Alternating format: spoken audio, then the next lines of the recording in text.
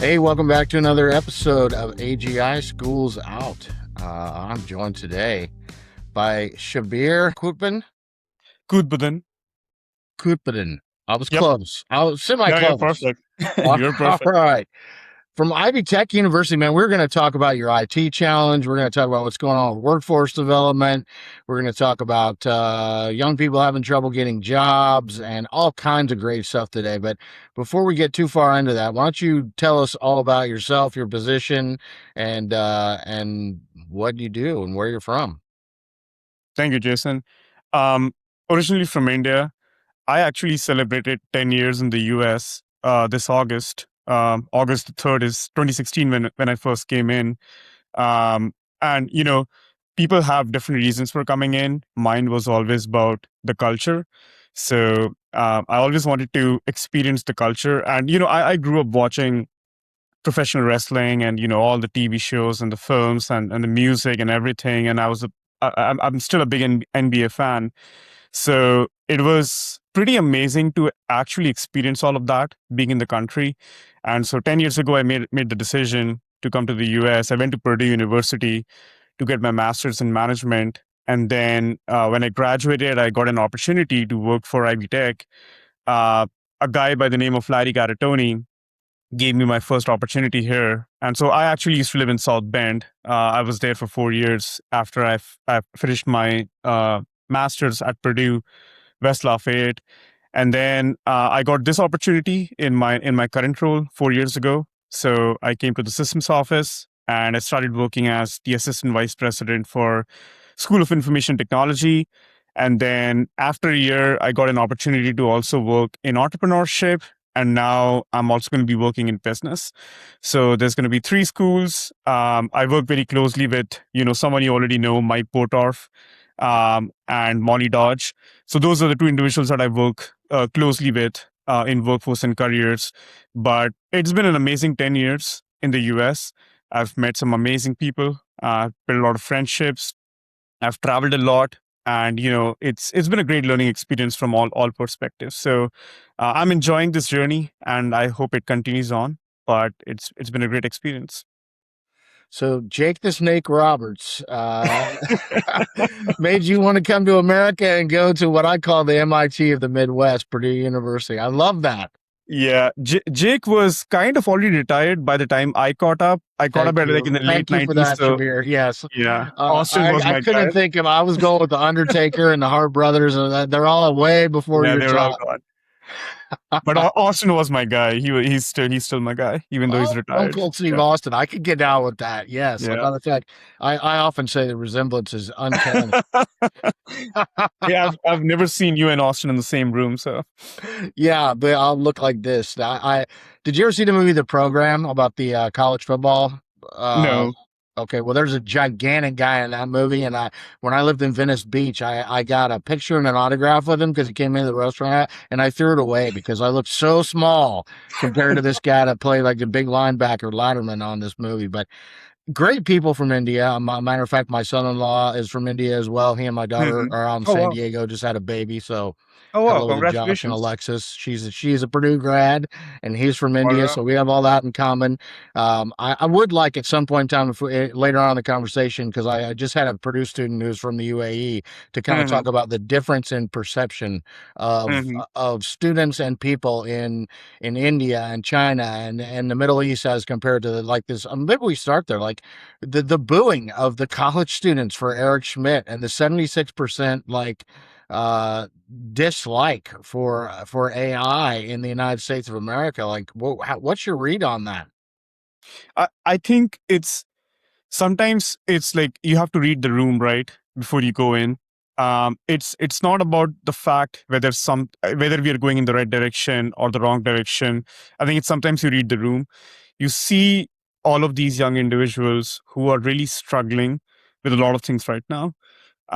There's sometimes not a lot of clarity on what is allowed and what is not allowed and what is acceptable and what is not acceptable. And I think everybody's coming from they all have their heart in the right place, whether they're teachers or students or administrators. But students are struggling a lot. They don't know what the future looks like. They don't know if the degree that they have just finished is going to be relevant or not. So there's a lot of annoyance. There's a lot of anger. There's a lot of there's a lot of sadness about, like, I've invested all of this money and time and energy into getting my education, and I'm not sure if I'm going to have a job or not. And the issue is that at the forefront of it and the center of it is AI, and it gets difficult for a student to you know understand different aspects of it. For them right now, it's about their life. For them right now, it's about their future. So I guess if things are put in right context, if things are put the right way, like when Steve Wozniak gave the commencement speech, none of the students booed him because he put it in the right context. He read the room. He understood, that these students are having difficulty with a lot of things that is related to AI. So how do I, put everything in the right context for them to understand? There's this one thing about, entry level jobs being affected. And then there's other things about all the good things that AI brings. Then there's other things about environmental factors. There's a lot of like different things. If you merge them together and, if you just go and say, like, that's the future, that's what we should go for, without putting in some of the other things as pretext that's important, I think, yeah, it's very difficult for students not to boo or not to disregard or not to get angry about it. So I think it's all about how do you phrase it, how do you put the context above and behind it, and then how do you really narrate the whole thing. And I think if you do it the right way, students will listen. But if it's done in a way where students are just not comfortable, they're thinking like this is another guy or this is another girl that's saying the exact same thing that we've been hearing for a long time, yeah, you'll probably see disappointment and frustration from the students. Yeah, and I wanna unpack that a little bit because I do think context is important, and I'm never a one sided. I'm a debater, so sometimes I come across as negative because I unpack things by. But I mean, everything from Karen Howe's book, which I was just at that event, and the girl from Google was talking, and she and I are going to get together. But I came up to her afterwards, and I was like, you should probably be familiar with what Karen Howe has to say about what you guys promised in South America and Hmm. didn't deliver on, because I'm not the guy that's going to raise my hand and ask you about that in a crowd like this, but you may come across somebody who does. And I'm like, I know Karen made a lot of money off inflating, but there's some nuggets of truth in what Karen had to Hmm. write, and we definitely need to lean into making sure that these data centers provide for the communities that they're built in. But when it comes to students, I was thinking of the anxious generation, and I do think, while I don't think you can blame everything on social media, I do think that struggle that you're talking about, we have taken away from kids as Hmm. children. Because when I hear you talk and talk about going into struggle, I think about immigrants. I think Hmm. about a guy who's been in recovery for most of his life, who only got a high school degree and dropped out of IU, that you're looking at right now, and like how exciting of a time this is. Like, challenge doesn't have to be a or me. The world's not working out the way that I want it to. The challenge can be like, okay, time. So there's Jobs actually said the difference between, and I'm going to paraphrase, the difference between successful and unsuccessful people is that successful people look at challenge as opportunity, and Hmm. unsuccessful people look at challenge as, or change as, something that's happening to them rather than with them. So there is a different mindset, but I'm also the guy who's I'm a Gen X, right? And so I watched all the books that came out about how millennials were going to destroy the workforce, and they were like so disrespectful and this. And I have actually watched. In my opinion, millennials have more positive impact on work life balance and workplace culture than any generation that preceded them. So I'm not want to be like all these damn Gen Zers. They just, they're feeling sorry for themselves, and I have full faith that they're going to figure it out. But I do think that we have to start having more pragmatic conversations around the fact that this technology is drastically going to change the world we live in the next 5 years. And how do we lean into that? And how do we prepare kids for it, or how do we prepare a workforce for it? Absolutely. I have a lot of trust. Like, I'm a millennial, right? Right. And I have a lot. I'm a late millennial, so I'm like very much on the last end of the millennium generation. But I have a lot of trust, in Gen Z, Gen Alpha, and all the generations that are going to come after that. And I can totally understand that this is just a cycle. Every older generation, would have difference in expectations around whether it's, career, jobs, personal life, culture, whatever you want to call it. But, almost a 13%, employment decline between jobs decline between the ages of 22 and 25. So there is a difference. It's a new change. How do you adapt to it? What do you do? And I think it's the responsibility of both the people who are already in the workforce versus the people who are coming into the workforce. I guess it's also my responsibility to see what we can change in the workforce to accommodate that. If entry level roles are getting affected, what can higher institutions, companies, employers, what can we do together to change that? Whether it's apprenticeships, whether it's an alternate form of work-based learning, I think it's fine that all the generations have different kind of struggle, and they learn from it and they see it as an opportunity and they adapt to it and they overcome it. That's great. But I think as a generation who's already in the workforce, it's also our responsibility to create that environment for them, to create that opportunity for them. Of course, they'll still have to make the effort and they'll still have to go through a process and it's still going to be a struggle. But I want to make sure that we're doing our part in creating those opportunities for them. And I think for that, yes, I agree. It requires everyone to come in the same room and have a pragmatic discussion. But when someone just, starts saying things and the other person is just listening, then it's not a conversation. It's just you're telling someone to do something without being in their shoes, without understanding what they're going through. I think that's something that probably needs to, needs to be reframed.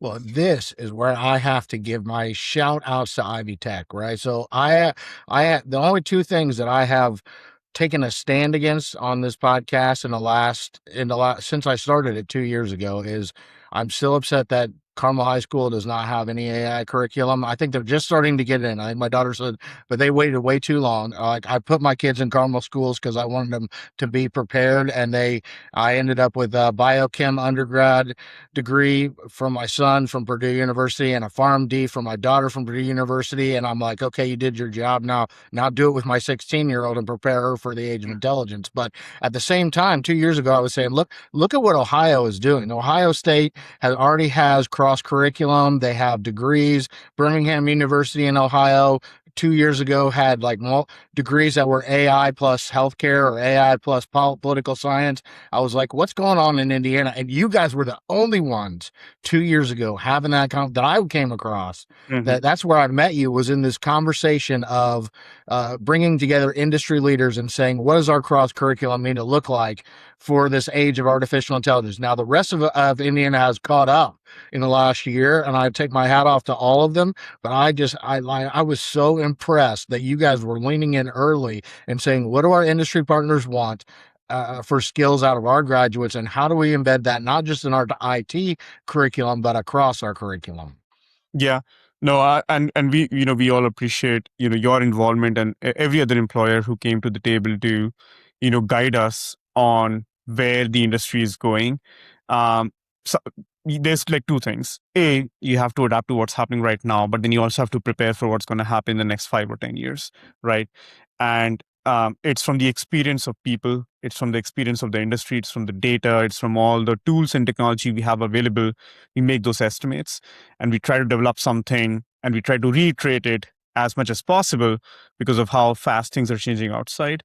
So I'm really proud of all the work that a lot of individuals have done at Ivy Tech. It includes our faculty members, our campuses. They've really done this amazing job of putting together the curricula, whether it's our credentials. Something that I've really really enjoyed is that they have kept in mind every single target sector. So it was not just like make one thing and just give it to everyone. Yeah. It was, okay, we have this professional certificate that's only for working individuals. We understand we don't want to waste anybody's time. We want to, get you the skills as fast as possible with least amount of, tuition fee investment as possible. So if you already have skills in IT, computer science, this is a credential for you that you can take to upskill. Then we also wanted to make sure students who are scared that some of these occupations and industries are getting outdated, if they're going into software, data, or informatics, here's everything you can do to adapt, to apply, to use the AI models, to implement the AI technologies. And then we also have a degree because we want to make sure that students can continue their education, because we know other universities are also doing a great job of implementing and adopting to AI in their curricula, in their administration. So we want to create a path for the students forward. And something else that I've been really proud of is we've done the same thing with K-12, right? We're launching an AI ML pathway in the K-12 space through next level programs of study, credentials of value. We want to make sure that students are, it's never too soon to start learning this thing, right? They're already learning a lot of different pathways, whether it's advanced manufacturing, healthcare, business, IT. So it just makes a lot of sense for them to at least get the foundational skills. And then, because we know for a fact that not everybody goes to college, we are also thinking about, okay, what about the people who are not going to college? What are the people who are not coming here for the credentials? Can we do skills training? Can we do workshops? We have a partnership going on with Google right now. We are doing other forms of skills training. They can do something in 5 hours. They can do something in 1 week, 5 weeks, 8 weeks, whatever is good for your schedule. We're also working with Tech Indiana, trying to create apprenticeship programs, making sure that if somebody doesn't want to go to college, that they have an alternate option. They can go and work directly for an employer and take relevant instruction with Ivy Tech Community College. So that is what I have loved the most about this 2 to 3 year process that we've been in, is that the faculty, staff, the campuses have really thought about, we have to serve different target sectors differently. We have to be creative, we have to brainstorm, we have to come with ideas, we have to create all of these pathways. And now that it's all come to fruition, and now that it's all getting implemented and executed, like you feel like, okay, you've accomplished what you want. The next task is, how do we keep it up to date? How do we reiterate it continuously to make sure that it doesn't get outdated? It is probably the next phase of this whole work that we're going to implement now. Well, that's a challenge, but it's also kind of like maybe a gold mine for you guys. Because if you look back to like the DeVry, ITT days, right, there was a very robust community college type certification experience back then. But once you develop those skills, like then you went on, and as industry focuses shift, people didn't like those kind. You guys survived that, but not everybody did. A lot of those now you're going to have lifetime learners. Like everybody's going to have to keep up with this technology, and so that really opens up the doorway. I think the community college experience is probably a really good opportunity for people now. Certification programs. I mean, I talk to kids at Purdue that are getting software degrees, and I also think that they're just they just have the wrong focus when they're looking for jobs. Mm-hmm. And it's natural if you have a computer science degree to want to go work for Google or Meta or Saab or one of these, right? And those companies are not hiring right now. We'll see how that plays out, because without an entry level workforce, you don't ever have a senior workforce. But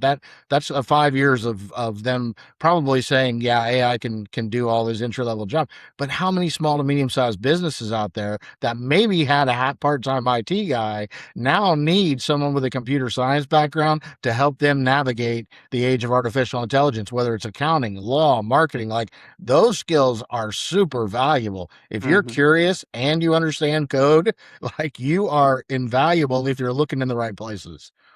Yeah, no, I completely agree. And this is something I have been thinking about even before, Gen AI became, it was commercialized and became mainstream, is we've always used to have these conversations with students. Um, Something that I realized was it's very important to, accumulate and curate all the tools and resources that we can share with students for supplemental learning. And it used to consist of everything from books to podcasts to different platforms and different ways you can pursue education, because education is available everywhere. It's the motivation of the student that drives them to pursue it from in different means through different sources. But one thing always used to add in there was, there's an opportunity for students to do open source projects. There's opportunities for students to do freelance work. There's entrepreneurial opportunities, but mainly there's a lot of small to mid-sized businesses. There's nonprofits. There's government institutions where there are opportunities. They are trying to look for someone, and even if some students wants to go and work for Fortune 100 companies, the path might not always be direct. You may want to get some experience first. You may want to go through different industries and different company sizes, and try to get as much, because you get to learn a lot if you're working for a small to mid-sized business.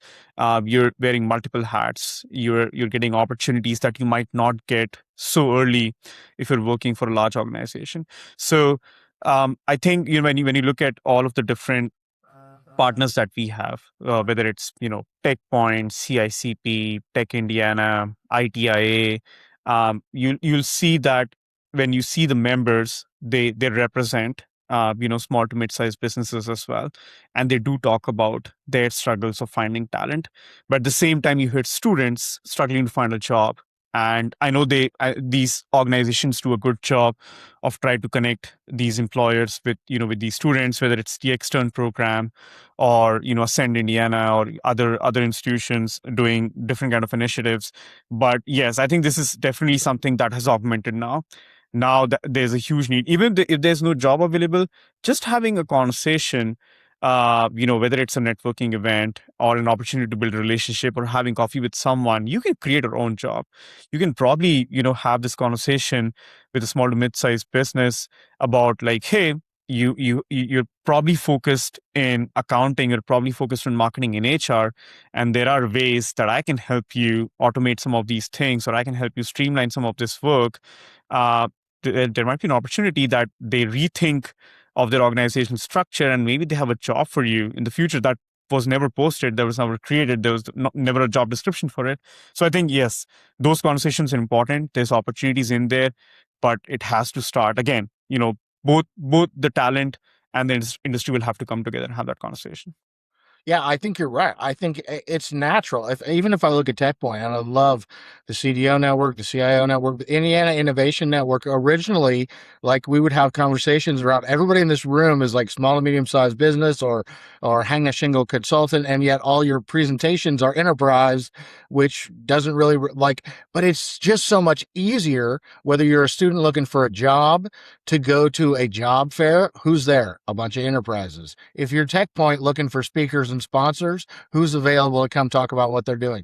Enterprises. So it does take a little bit of innovation around figuring out, how do I get in front of a potential employer when I'm thinking, okay, small and medium sized business, like, what does that look like? Do I go to Mm, chamber of commerce events? So I like, not, it's not just networking now, but, and I would say in Lafayette, like Rise and Shine is a great opportunity, held by Greater Lafayette Commerce, for people to go and just meet people who are not enterprise level companies, most of them, but mhm, are might be looking for some of that tech talent to help them figure out, how I can spin up a website with Claude Design for like my $100 a month subscription now. So there's still small to medium sized businesses paying $3,000 or $4,000 for somebody to spin up. Now you take a kid with a computer science background from Ivy Tech. Not only can they spin up a great website for me, but they can plug in the analytics and all the background MCPs, so that now I actually have a functional, scalable website. Like, that is so valuable. But you've got to get in front of those audiences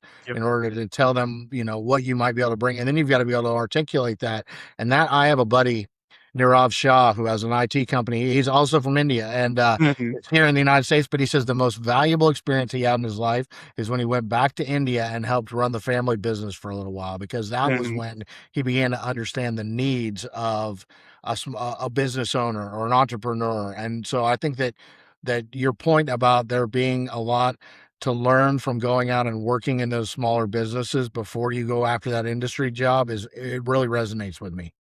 Yeah, no, absolutely. I think not everybody's path going to be the same.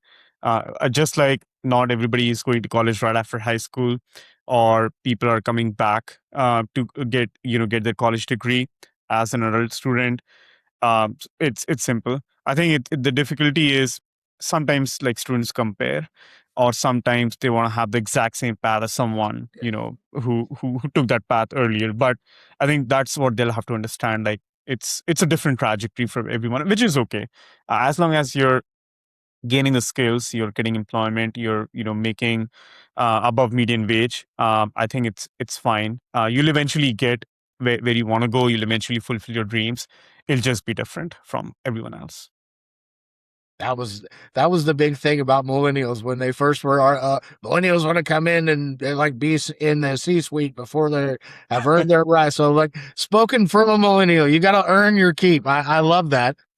I Yep. think we all learn that. I think we all, when we're young, enter the workforce thinking that we should be projected to management immediately. But you do have to kind of pay your dues. I want to go back to, because you mentioned K through 12. That's where my heart is. Hmm.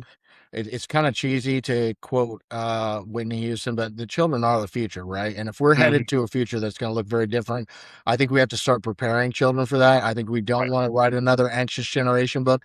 I Yep. personally feel like I agree with a lot of K through 6 people who don't want to put the tools in the kids' hands, but that doesn't mean you can't teach the kids about, like, I think that the age of artificial intelligence needs to be embedded into the DNA of our curriculum going forward. And I'll Hmm. give you a couple examples. In biology, when we're dissecting something and looking at how neurons work in a brain, we should also be talking about how neural networks work in a machine, Hmm. what bias looks like in an algorithm versus in a mammal or in a human, right? And in government class, we might want to talk about in a post in an economy that is post abundance, what does capitalism, socialism, and democracy look like? And Hmm. in K through 12, we need to be talking about, like, when Barbie talks to you the same way your sister does, it's not because it's alive. It's because, and break down the transformer architecture in kindergarten terms, the same Hmm. way Schoolhouse Rock did with how a bill becomes a law, right? It is Right. possible to do that. And I think that we need to start having this conversation not as a 101 class added. That's great that we've started to add that as, okay, now we have an AI curriculum class. Quit worrying about kids cheating. Cheaters will cheat, and kids who want to learn will learn. But don't hyper focus on that, in my opinion. But start talking about, like, what does it look like to be a digital marketer Hmm. when these tools are here? What does it look like to have autonomous cars driving people everywhere? Like, what Hmm. forget about going to the moon. Why are we not talking about Dyson spheres and data centers in space in physics class, right? Like, let's Hmm. move the curriculum towards the future that we're headed toward, I guess, is really where I'm headed with that. Yeah, I do want to, because you mentioned the Barbie thing. I do want to come to that later on in the conversation about psychophantic models, but talking about students, I feel like there's three things. Um, of course, the plagiarism, the cheating thing, the academic integrity thing is there, but I look at it from like three different perspectives. Number one is, um, it's the fear of whether students are learning what they're supposed to learn in class or not. I think that's the biggest fear that I've heard from a lot of different faculty members. And I've seen myself, like, just again bringing the same conversation back, it's also our responsibility to create that culture, to create that environment in the class where everybody's learning. And I know our faculty members have gotten creative with how they assess students learning. um, I have I'm seeing less and less friction against AI or AI tools in general, because faculty are getting more creative about, like, okay, if the cat is out of the bag, if this is what the reality is, like, let's see how we can modify our assessments to make sure that students still learn. And the first part of it is, you help the student understand that AI could be used for two different AI can be used generally in two different ways, like very broadly. Is for someone who's an expert, they're using it as streamlining and expediting their work, because they can create the exact same output even without the tool. It's just saving them time, it's just making them more productive. They have the ability and capacity to review the outcome and make the changes and know whether it's accurate or not. Versus when somebody is a novice, right? They have not gained the skills yet, they have less knowledge. And for that, the important thing is that they see it as a learning tool. You're basically using it to learn. You're not using it to copy or paste. You're not using it to just get something, drag and drop into something separate. You're using it to learn. And so it's really important that they understand what is happening when AI is pondering, what is happening. If you just click on it, you'll see everything that now pretty much every model does that. They will literally show you what is it The doing. chain of I thought, think that's yeah. a right. I think that's a learning experience. You can see how it did that. You can ask it questions. So I think there's different use cases. For someone who's experienced, it's streamlining productivity, expediting their task. For someone who's not, it's a learning experience. So I think that's how you start a conversation with the student. You help them understand why do we have these policies? Why do we have academic integrity? Why are we concerned that you're not going to gain those employability critical thinking skills, or you'll not get the knowledge and the skills you're supposed to get from the objectives? So you start the conversation there. You become more creative because it's also a responsibility, and how do you assess everything that they're learning? And then I think the most important thing is, which does not just apply to the students, also applies to adults and even experienced people, is the safety feature of it. I want to make sure students are safe. They understand the safety feature of it. They understand the security feature of it. They understand the privacy. Those are all very important things. They understand the data. They understand you have to pull the curtain, show them what's happening on the back end. Again, this comes back to our commencement ceremony speeches, where you have to put everything together, all the context. You have to put together why we are doing it. Instead of just saying we are doing this, if you explain the students why we are doing it, how we're going to do it, how it helps you, what is the reason, you put all the things together. I feel like it will become easier for high schools, K-12, to create different guidelines and policies around it. Sometimes when it's just direct and it's from one side to the other, it just becomes difficult. So having those conversations simultaneously, I think it's going to help the student understand, like, okay, I get it, why we are doing this. I get it, why this is the best way for me to learn. And then I think they'll be more acceptable and adaptable to all of the chaos that's happening right now because of Gen AI. 100%. And I want to untangle a little bit of that from experience that I've had. So, are you familiar with the Alpha School model out of Austin, Texas? Right, Alpha School, they send kids down for like 2 hours of Pomodoro style learning with AI, and then the rest of the day, their teachers are coaches. They're not teachers, right? And so. Right.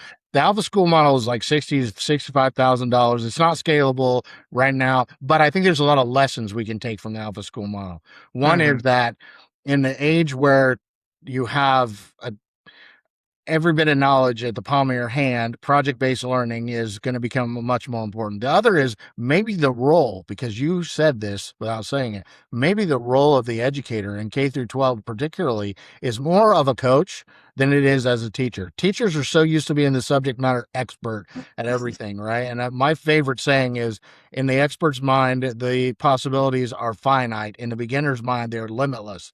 You have a room full of beginners' minds when you're a K through 12 teacher. Your job is to coach them and keep them safe as they explore this new technology that neither one of you understands that well.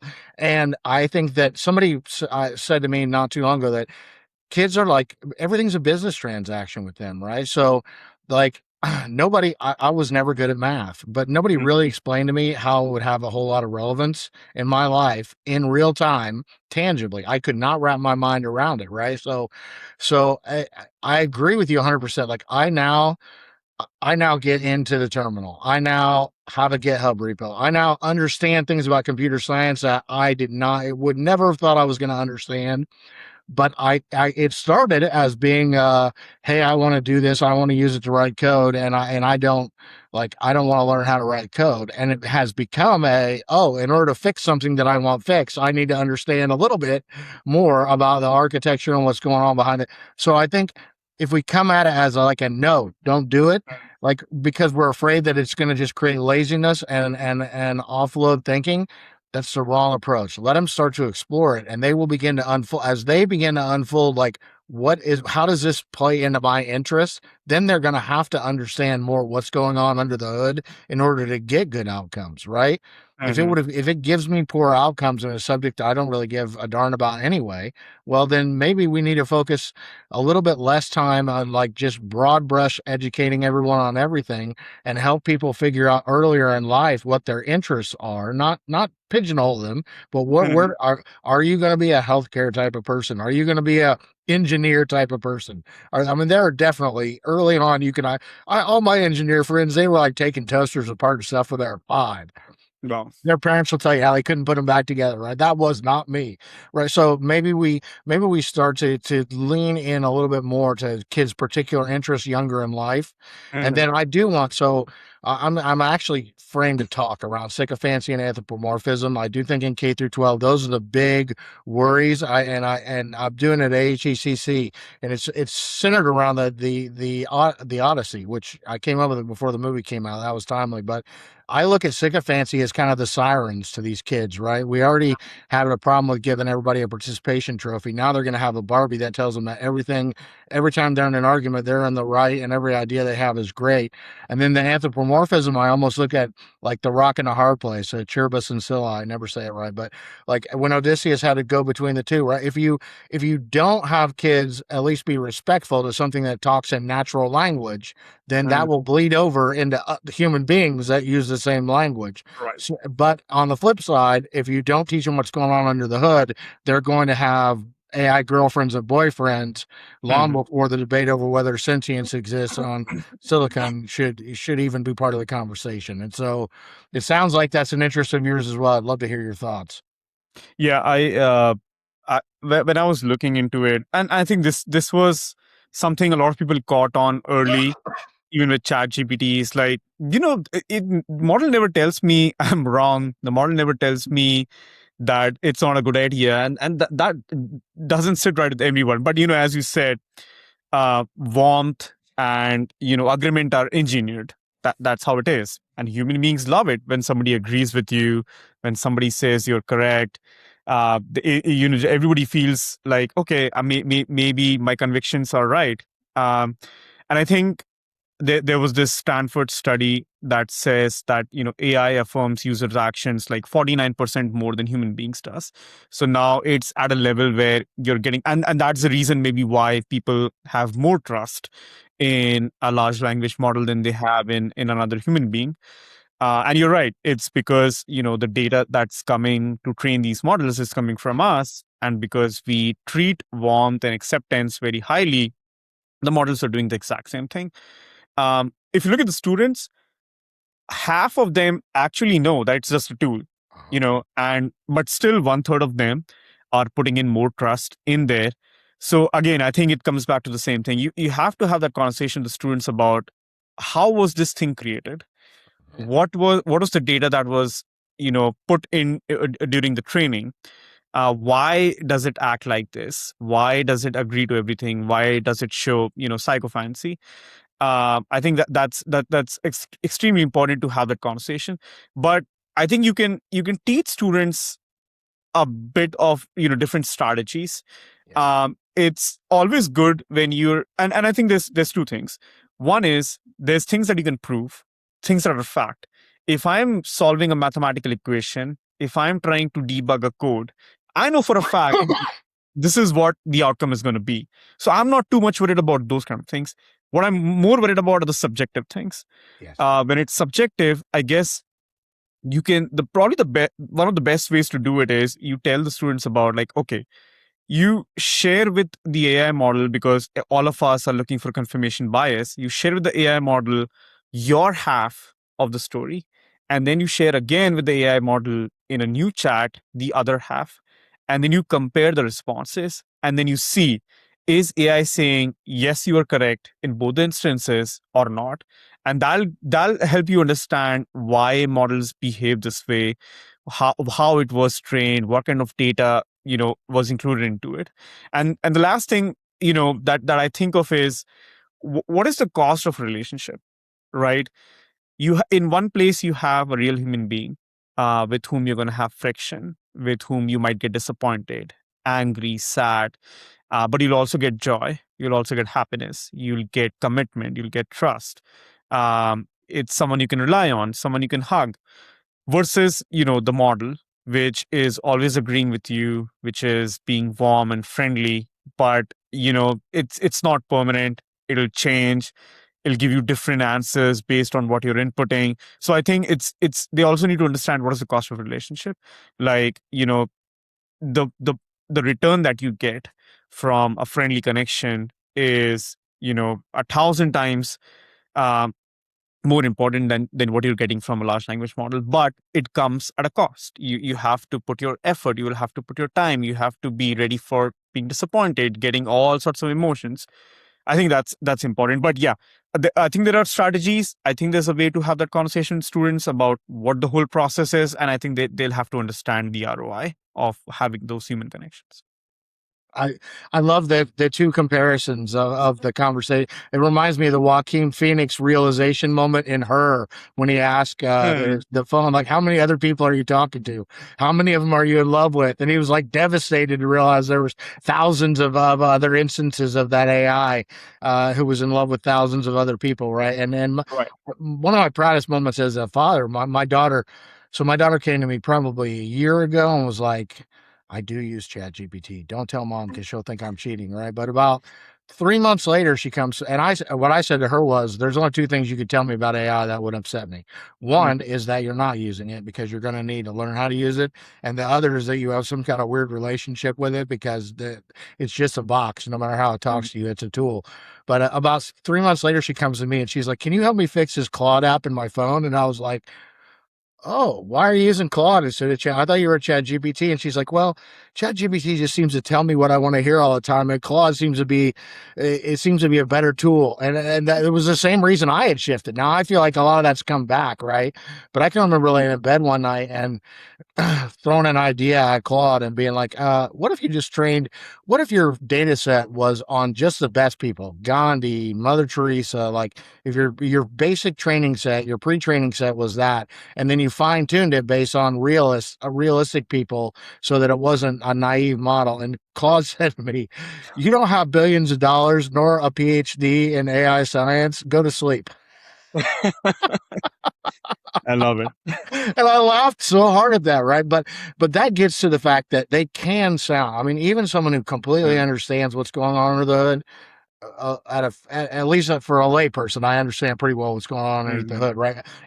I still have to pinch myself once in a while. So where Right. I once thought we don't kids don't need to know that much, I do think they need to understand what fine tuning is, Mm. weights and parameters are inside of a model, and why they relate these things, and why you get hallucinations, and what a tool call is, why it's not just a prediction model or a stochastic parrot once it has access to every other tool that you and I could be using on the internet. Right. Like that level of underneath the hood, probably starting a freshman in high school, if not seventh or eighth grade.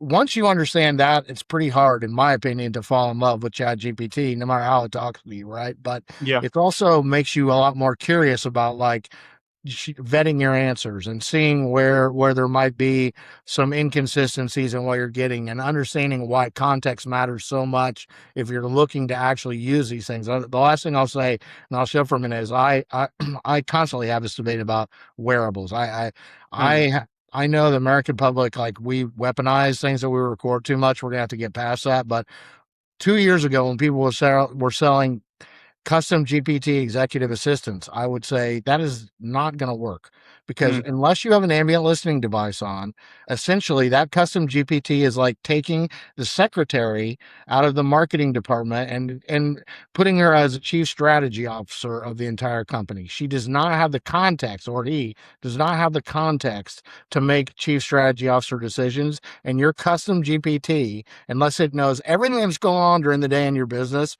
is Mm. not an executive assistant. So don't let anybody tell you it is. Yeah.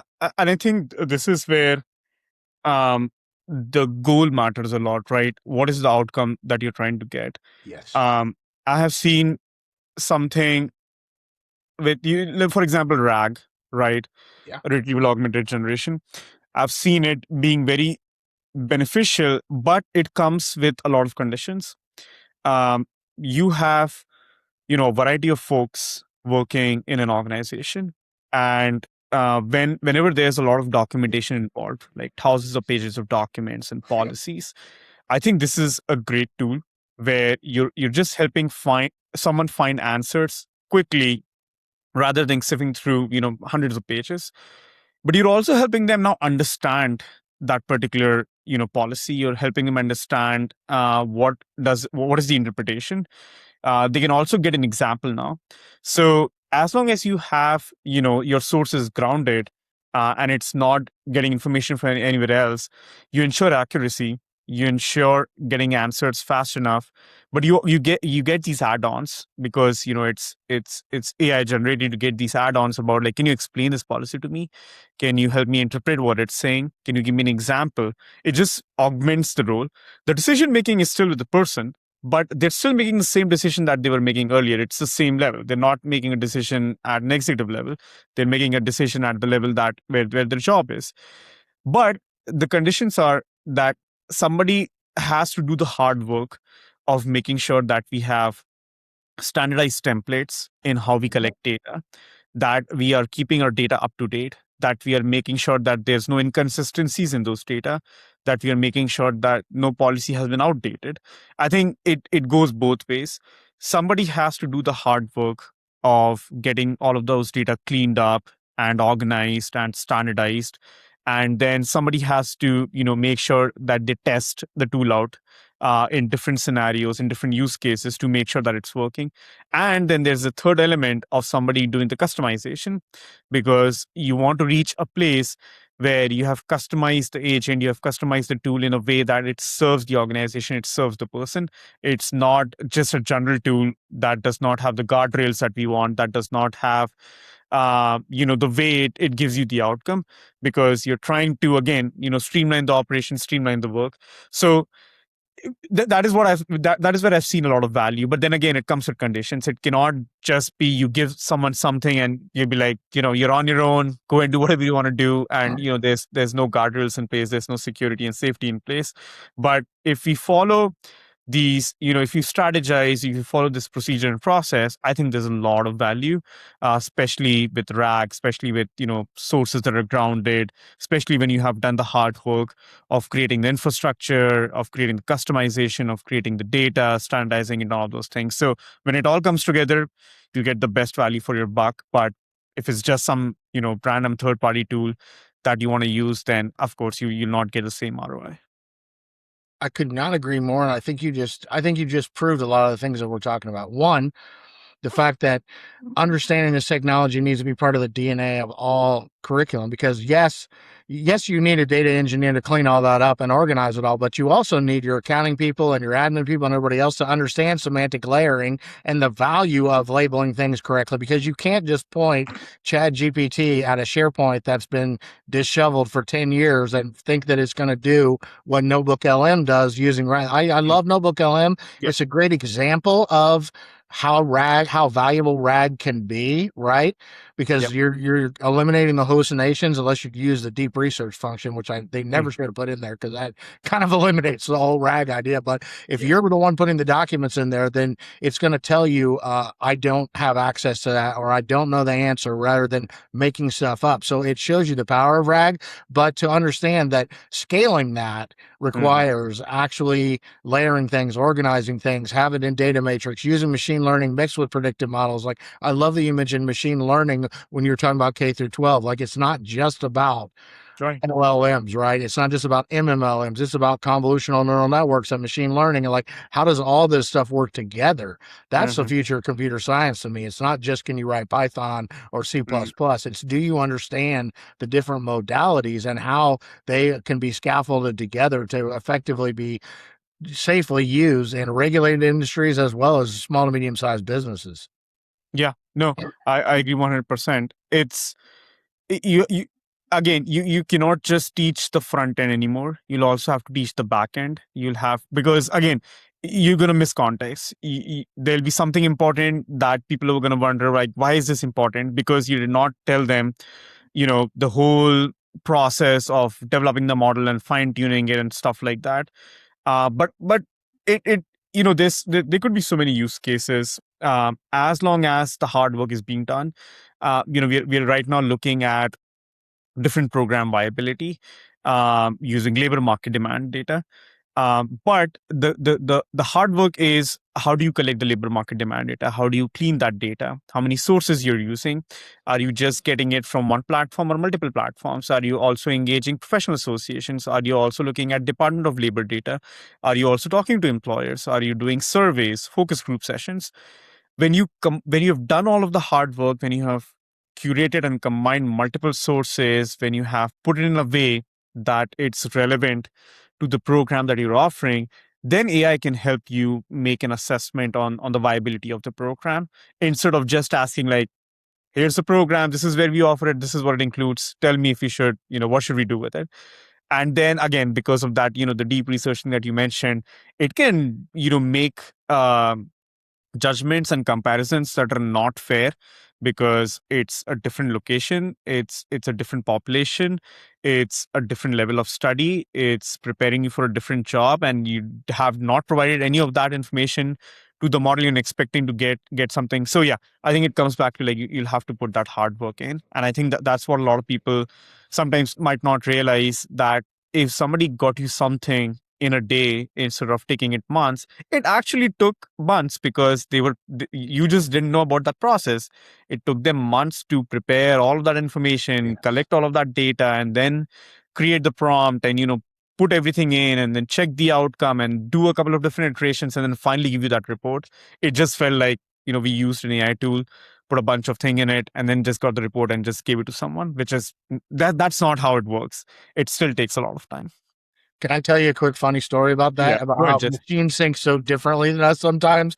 So, and I lean into that, like the whole Move 37 Lisa Doll thing. Like I try not to overly define. Sometimes I'll give it a little bit of what do you think type of that divergent convergent thinking is a very powerful way to brainstorm with AI. But I love the design process, right? And so I was like trying to look at this podcast, and I'm like, how can I improve it? So I explained to Claude Design, like, here's the stakeholder, like here's my stakeholders, here's what the podcast is about. Now here's what empathy mapping is.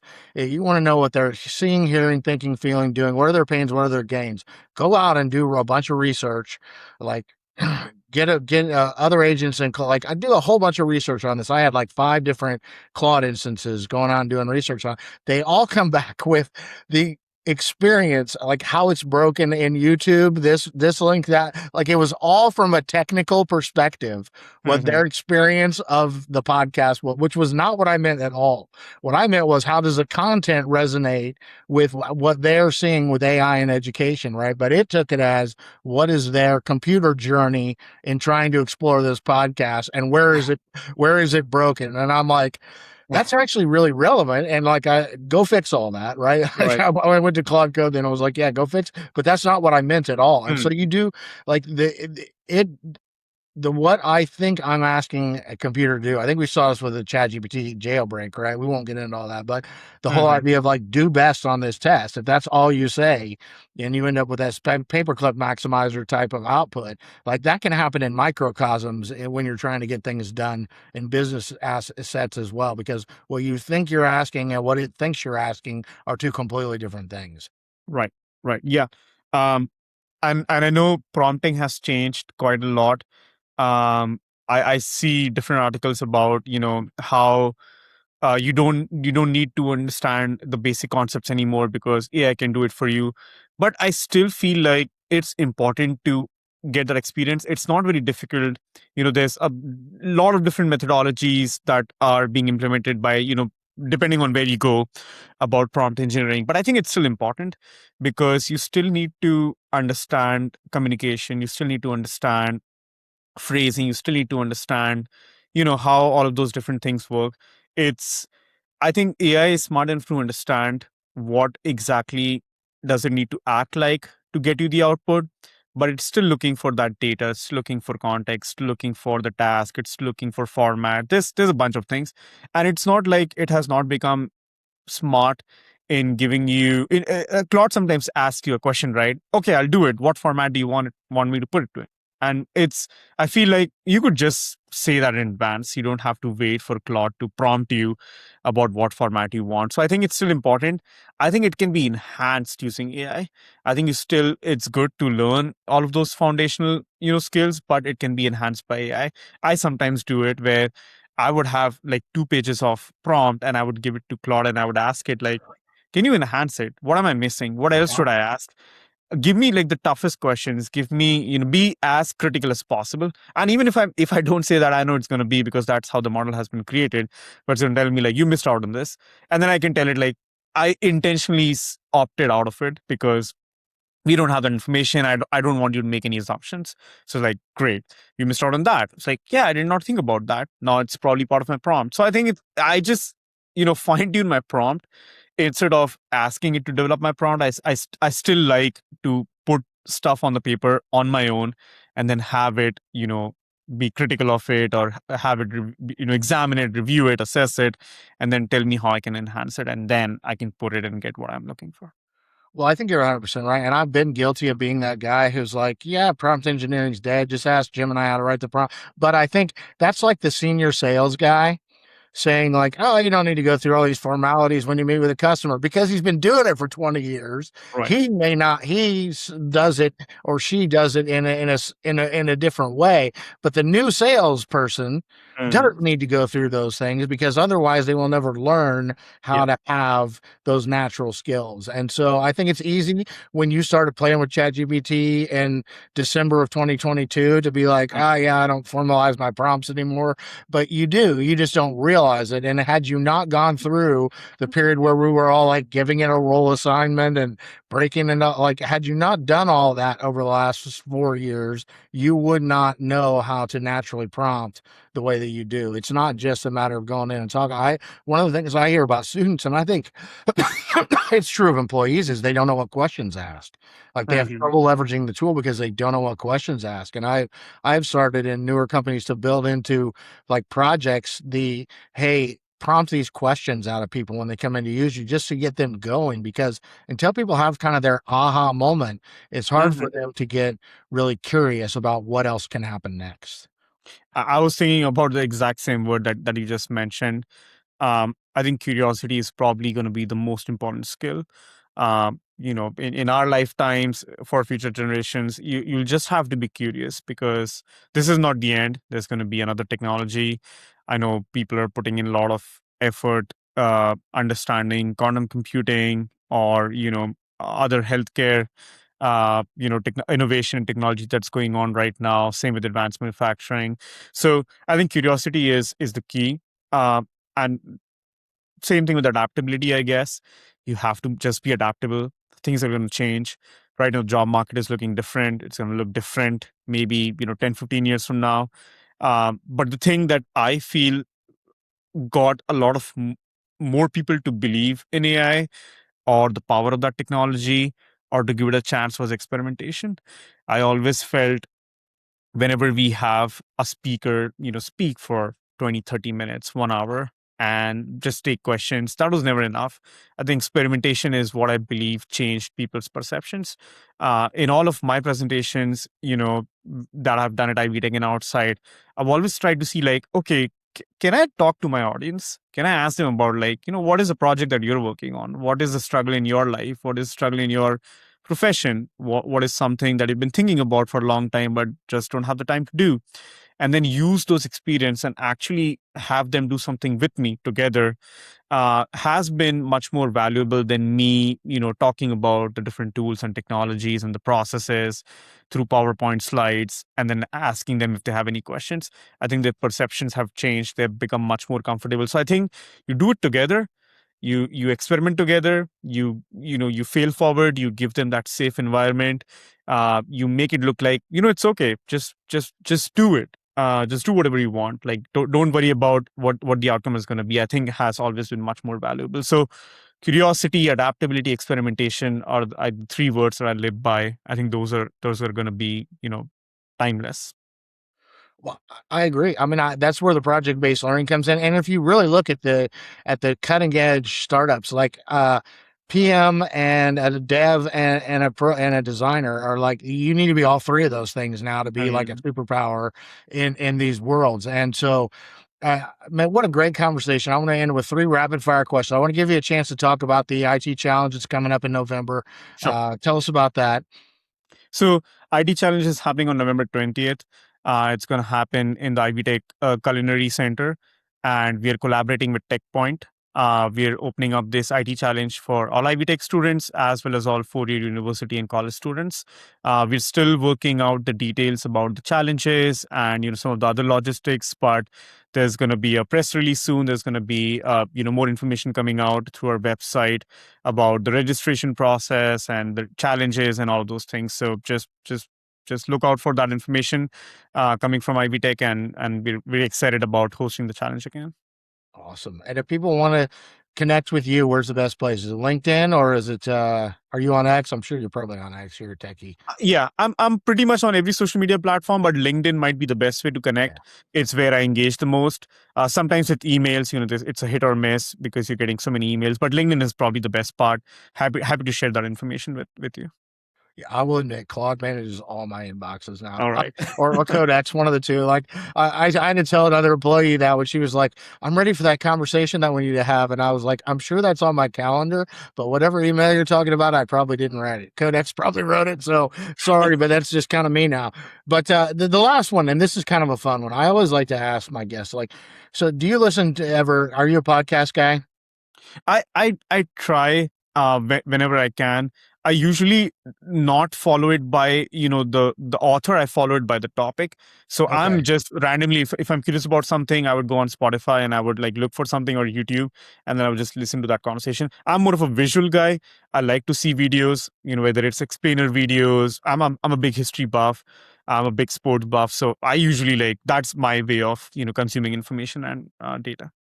Well, Moonshots, which is a bunch of guys that are pretty much on the Elon Musk timeline, right? They think we're going to have data centers in space in 2 years and be mining asteroids. And I've always been skeptical of that kind of a timeline, right? But then there are I also heard at a GLC event not too long, maybe last year, Purdue professor saying that this wasn't going to have much impact on our economy at all. I completely disagree with that timeline. If one sci-fi movie had it right, 5 to 7 years from now, what's life going to look like? If one movie had it right, within the next decade. Within the next decade, I'm trying to think. I feel like Her is probably going to be one of those movies that probably got it one of the most accurate. I know we think about the sci-fi movies that's about destruction. We think about the sci-fi movies that's about hyper automation. But I think it'll actually come down to, if you really look at the AI usage, in like commonly in social life, it's all about memes. It's all about fake videos. It's all about that side. I think it's gonna attack your emotions and feelings more than hyper automation. I do have like a lot of optimism about there being a day where we have enough time to focus on our hobbies and traveling and all those sort of things. But I think that might be it. I got to dig a little deeper though. In the next decade, are we talking Her or are we talking Ex Machina? Because I think we'll be at Ex Machina within a decade. That's why, like with Ex Machina, I think that's why I say thank you and sorry. So that thing doesn't happen. But I don't know. It's very hard for me to comprehend still about super intelligence. With Ex Machina, I still feel like it's gonna be something that's still gonna be in our control, but it's not going to be used for the stuff that we all envision. I Do think you think we'll have that level of embodied AI to where it's not just my phone that I'm falling in love with, but I have like an actual Android that is right. That's a possibility, because if you look at social media, that's what happened with social media. People just became much more comfortable with having thousands of Facebook friends and Instagram followers and likes and comments and shares and reels and this and that, even though it had the potential of doing a lot of other things. Advertising is all over the place now with all of these social media platforms. So I still am of a strong belief that even though my optimistic side, my idealistic side says that it's going to hyper automate everything and human beings will have the opportunity to travel and fulfill their hobbies and build connections and do things that they love, I still feel like it's going to be much more of the emotions, the feelings, the all of the things that you've mentioned about, having virtual partners and stuff like that. I think that's where it's going to go. So I guess we'll have to see, how do we make sure that there's still a balance. There could have been a balance with social media. Unfortunately, it was not. We have an opportunity to create a balance here. I know things are not progressing in the right direction right now, but I still think there's time to get all those things fixed. That gives me an opportunity for a to be continued. So, I mean, if you look at Xi and China, like they kind of protect their citizens from that, yet get them to lean into the productivity of technology. So maybe you could come back sometime and we could talk about the difference between the cultural approaches Oh to yeah. things like this here versus in the eastern half of the world. Yep, absolutely. I'm looking forward to it, Jason. Thanks for joining me, man. Yeah. Thank you so much again for the opportunity. Enjoyed our conversation today. All right. All right. Take care. Whoa, man. Things just get real. Looks like this dude's riffing on 11 Labs. Is this guy using 11 Labs? And I wonder what model he'll work with next week.